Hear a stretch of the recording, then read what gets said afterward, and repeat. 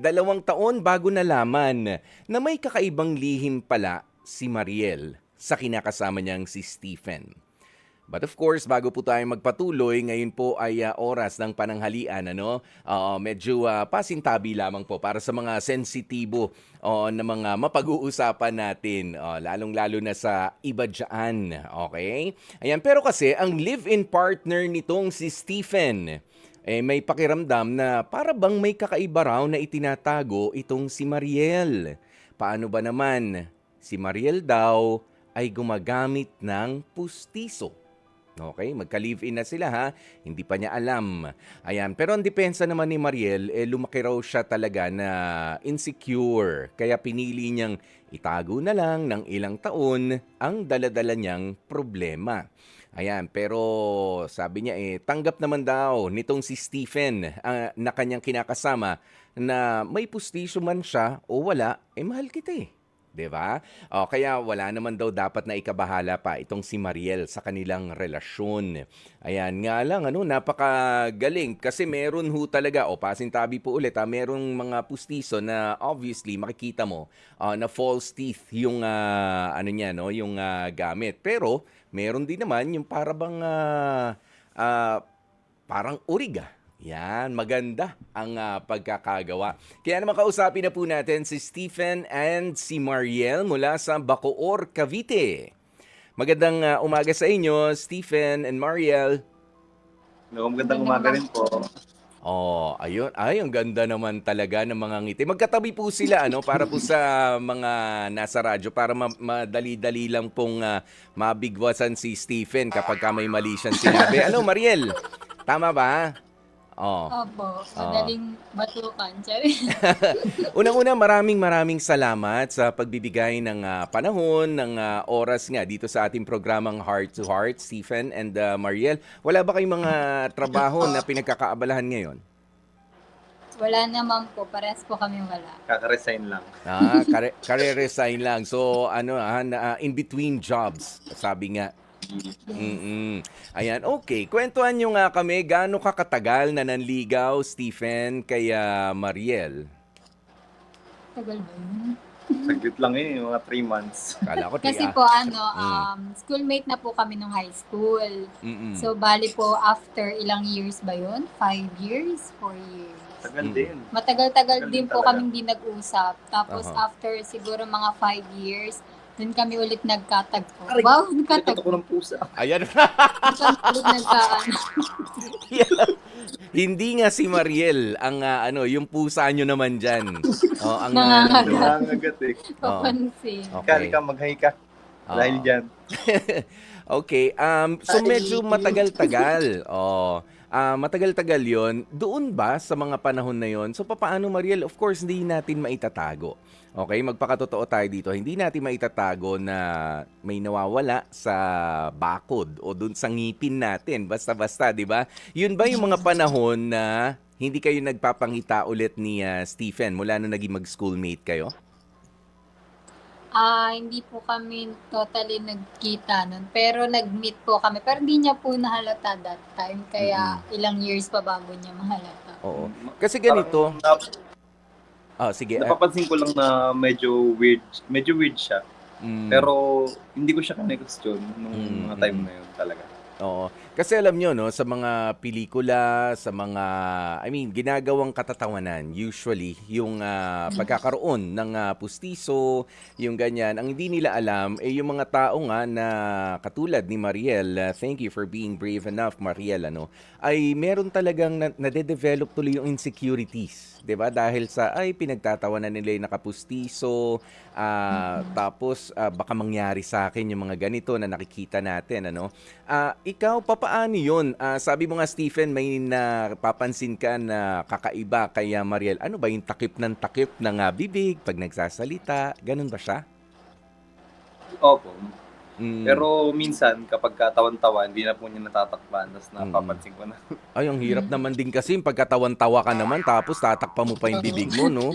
Kami na lang pong dalawang magkasama sa bahay. Kaya Oo. kami dalawa na lang din tititigan. Oo, pero bago dumating dun sa puntong yun, yun nga yung parang naniningalang pugad ka palang, pumoporma-porma, kaya Mariel, napansin mo na, hindi mo agad napansin na panay takip or whatever na ginagawa ni Mariel, Stephen.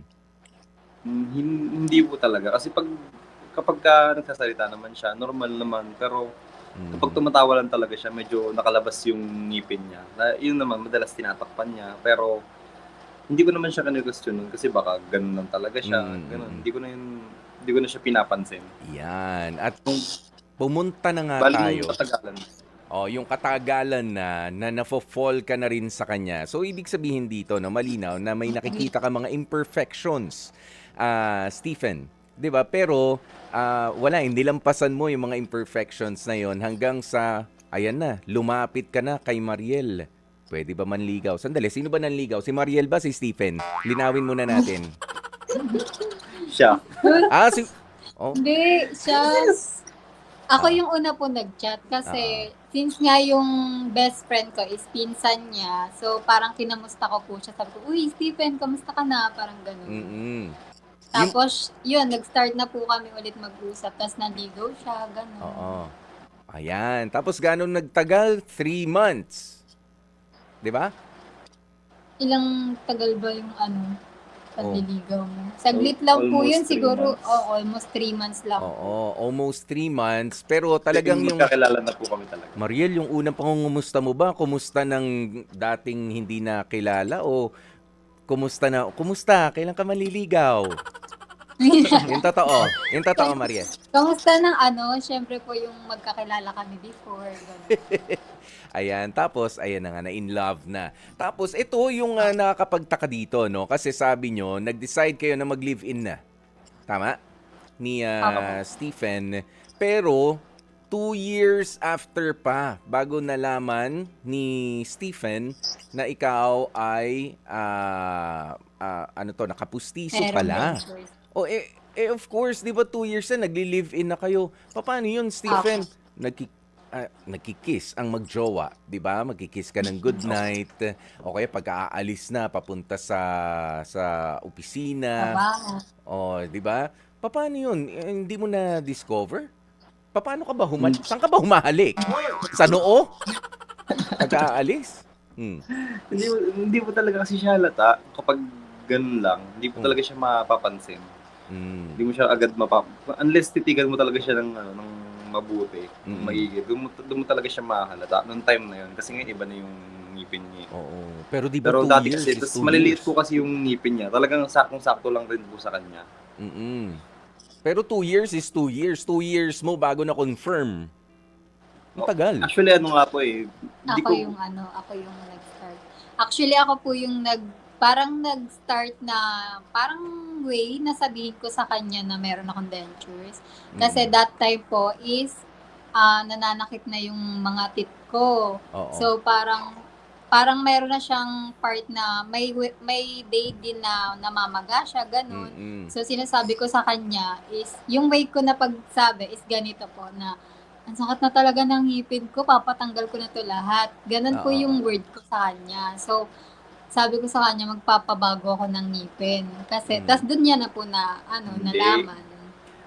Paano, Ang Stephen? nangyari, meron pong nag-message sa kanya na tinanong siya kung fake teeth ba yung ngipin niya. Tapos doon ko lang rin po talaga na-confirm na talaga. Isa din yun, Oo, doon ko talaga siya pinaka-na-confirm na nakapustiso pala siya. Pero, kasi may ibang tao po na nakapansin sa video namin na parang naka-dentures nga daw po ako. Yes. Tapos parang nag-my day ako noon sa Blue App. Nag-my day ako sa Blue App. Tapos parang sabi ko, ano bang masama sa pagkakaroon ng dentures? Yun. Doon na po nag-start yun. Yan. Kaya ngayon, alam mo, natutuwa ako, Mariel, and Stephen, na actually hanggang sa habang nag-uusap tayo ngayon, marami yung, nakapustiso, yung matatawa, ganyan. Parang yung iba nga ay, well, mas malala pa yung kanila nagiging reaksyon, Pero yung para humarap, para aminin na, 2 years na itago sa akin ng insecure ko noon na girlfriend, yung dentures niya sa akin, pero ngayon ay ginagamit niya ito, 'di ba, to inspire others. That is something. 'Di ba? Kaya so sa ngayon, alam mo, kanino ka nagpagawa? Ang galing rin kasi nung pagkakagawa. Kahit ako tinitignan ko si Mariel, may mga magagaling na mahal ba? Depende rin ba sa presyo ng dentista na gagawa? Ah, yung ngayon ko po hindi. Kayang-kaya naman po yung presyo. Oo, kasi 'di ba tapos mine-maintain din 'yan, 'di ba? May mga adjustments, may mga kaya sabi mo sumasakit, 'di ba? Opo. Ina-adjust din 'yan eh. O kaya ganoon ang labanan. Pero ang sabi nga ni Stephen, with or without your dentures, mahal ka niya. Anong na-feel mo naman doon, Yes naman. Maria? Mm. Totoo. Mahal mo ba ako? Oh. Ay, sandali. Yun naman yung para may ibang pinag- issue. May ibang issue yata sila. Sige nga. Anong issue? Oh. Sasagutin pala yun.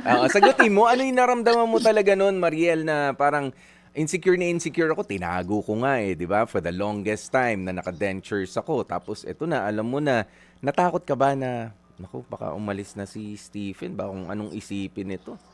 Ay, hindi po. Kasi po sa 2 year, actually 1 year pa lang po namin pagsasama. Kilala ko na po siya. Mm-mm. So parang hindi sa kanya big deal yung mga gantong bagay. So Mhm. hindi ako takot na aminin sa kanya. Kasi kilala ko po siya. Mm-mm. Pero, inabot pa rin. Hinayaan mo na lang din siya, no? Oh, ikaw na lang makaalam. Hinayaan ko siya makadiscover. Oo. Hinayaan ko kasi hindi ko naman po kailangan sabihin sa Mm-mm. kanya na naka-dentures ako, baka turn off ka. Yes. So, hinayaan ko na lang siya makadiscover kasi nga, alam ko din na sa sarili ko na wala lang sa kanya yung ganito. Yan. Okay. Alam mo, sa pagkakataong ito, no, bata ka pa, 25 years old. Ano bang nangyari? Bakit nga nawala yung mga ngipin mo noon, Mariel? Dahil pinagdaanan ng ngipin ko. Pero kahit ano pong alaga is marupok talaga yung ngipin ko. Actually, mababa po kasi yung calcium. Mhm. Kaya rumurupok yung ngipin. Ganun din siya mabilis masira. Oh, alam mo kasi yan yung dapat nga na malaman ng iba sa atin. 'Di ba? Well, ng karamihan kasi ang inaakala nila ay hindi kasi siya wala siyang proper oral hygiene. 'Di ba? Hindi niya inaalagaan ang ngipin niya nung bata siya kaya nawawala. Pero ang hindi nila alam, meron talaga mga natural na inalagaan ko naman. Kaso ganito nga yung nangyayari. 'Di ba? Yung iba makikita natin may discoloration.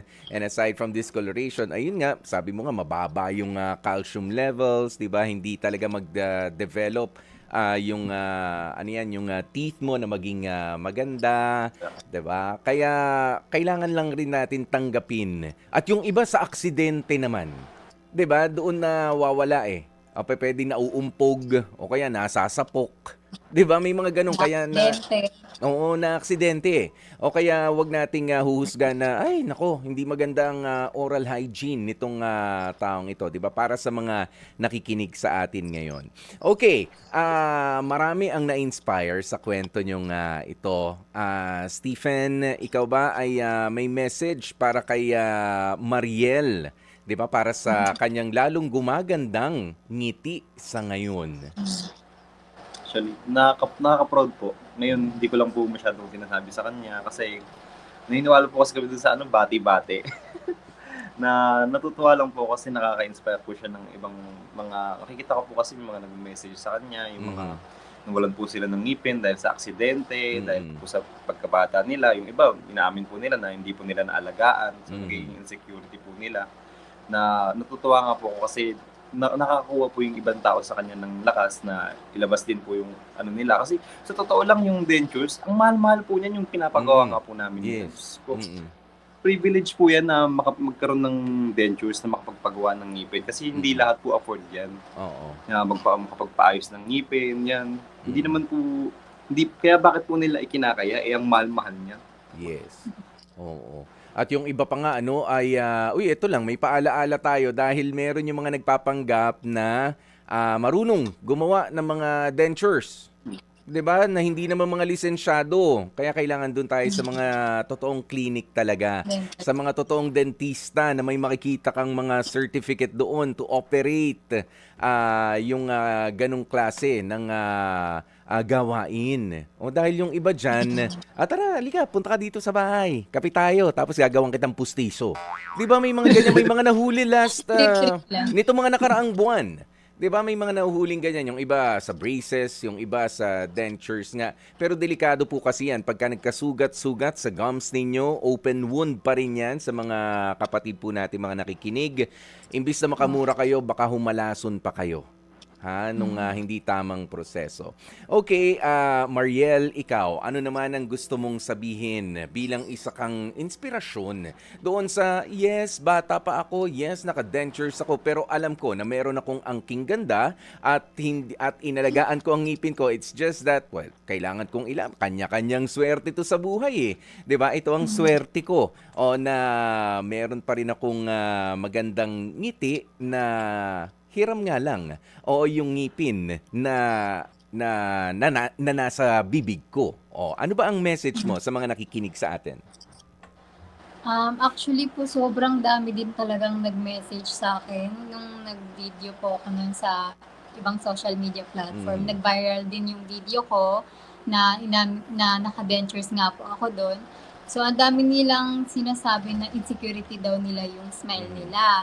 So, ngayon daw na nakita nila yung video ko, parang na-inspired sila, tsaka parang na-boost yung confidence nila na ipaalam din sa mga partner nila or sa ibang friends nila na naka-denture sila.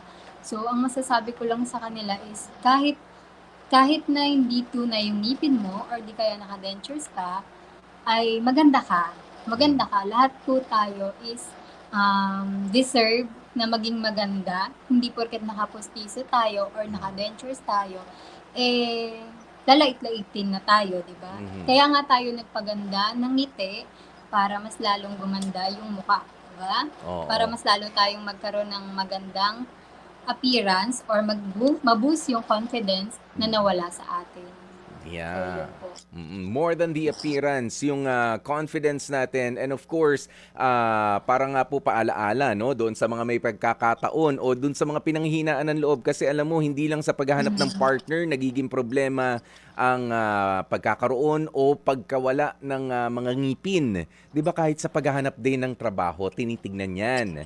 'Di ba? Kaya kung may pagkakataon sa mga kapatid po natin nakikinig, alagaan ang ating mga ngipin. Kung kinakailangan at meron na mga budget o meron namang tutulong, 'di ba? Pwedeng lumapit din sa gobyerno, 'di ba, na magpagawa ng dentures para mas yung confidence niyo, yung komunikasyon sa ibang mga tao, hindi ka nahihiyang humaharap. 'Di ba? Sa pamamagitan ng pustiso. Nandyan na yan. Papaano? Lagi mo na lang itatago. Ang ngipin ay parte ng ating mukha. Hindi naman pwede na mag-communicate ka ng nakatago na lang palagi yung mukha natin. Kahit online job yan sa interview, kailangan makita yung mukha mo, 'di ba? Sa mga meetings ninyo. Kaya maging confident tayo. Kahit na hiram lang yan sa sarili natin, alam mo na meron kang special na skills, meron kang special na talento, meron kang talagang merong special na sayo lang. Kahit pa ikaw ay humihiram ng ngiti sa pustiso. Walang masama doon. Walang dapat ikahiya. Kaya naman sa pagtatapos, ano nga ba ang, well, alam naman natin, obvious na obvious, very supportive itong si Stephen. Ay nako, palakpakan din po natin si Stephen. Isa po ang ating mga partner talaga sa nagpapaboost ng ating moral, ng ating confidence sa ating sarili. Kaya ano ba ang pipiliin ninyo? H, E, A, R, or letter T? A. Yeah. Walang iba? Yeah. Approve na approve. Ay, maraming salamat. Stephen and Mariel, meron ba kayong mga gustong pasalamatan, gustong batiin? Go ahead. Nagte-thank you po ako sa doktor ko ngayon. Doktor ko ngayon kasi in-upgrade niya ang aking ngiti. Upgrade niya ang aking ngiti, and ayun, sa mga taong nakaka-inspire din po sa akin through comments, gano'n. and messages. And syempre sa partner ko na sobrang supportive kahit anong plano ko sa buhay. Eh, nandyan lang siya sa tabi ko. Yan, kaya naman talagang blooming na blooming ang ngiti ni Mariel. At ganun din, tignan po natin sa mga nakakapanood, blooming din po ang smile ni Stephen dahil bukod doon sa ngiti, yung saya na naibibigay ni Mariel para sa kanya na hindi natin nakikita ay totoo, ramdam na ramdam. Oh. Kailan ba kasalan? Kiss mo na nga. Wala. Kiss them. Oh, diba? Oh, ang sweet naman talaga. Mariel and Stephen, maraming salamat sa inyo.